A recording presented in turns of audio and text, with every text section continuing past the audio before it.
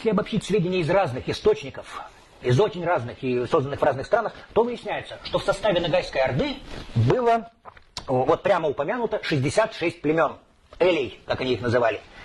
И присутствие еще, по крайней мере, 4 восстанавливается по косвенным данным. Вот вместе с их подразделениями для 16-17 веков я насчитал 139 подразделений. Ну вот получилась такая цифра, когда все собрал. И этому нашлось удивительное подтверждение. Оказывается, сами ногайцы в 17 веке называли себя народом 140 улусов.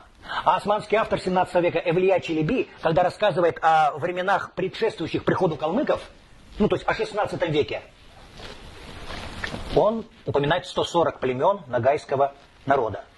Ну, 140 округлил, у меня 139, большая разница. Ну, я так и думал, что это просто условность, такая литературный прием, хотя странно, да, и слишком разные источники, независимые друг от друга, называют одну и ту же цифру.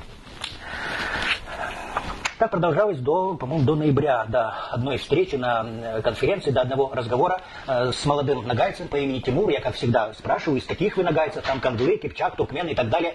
Он сказал, я из булгаров. Вот Эль-Булгар ни в одном абсолютно источнике не упоминается. Ногайский Эль-Булгар. Но это, естественно, это старое, древнее, по крайней мере, с 7 века известны булгары в степях.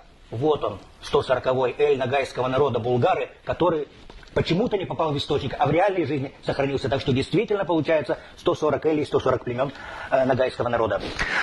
Окончательно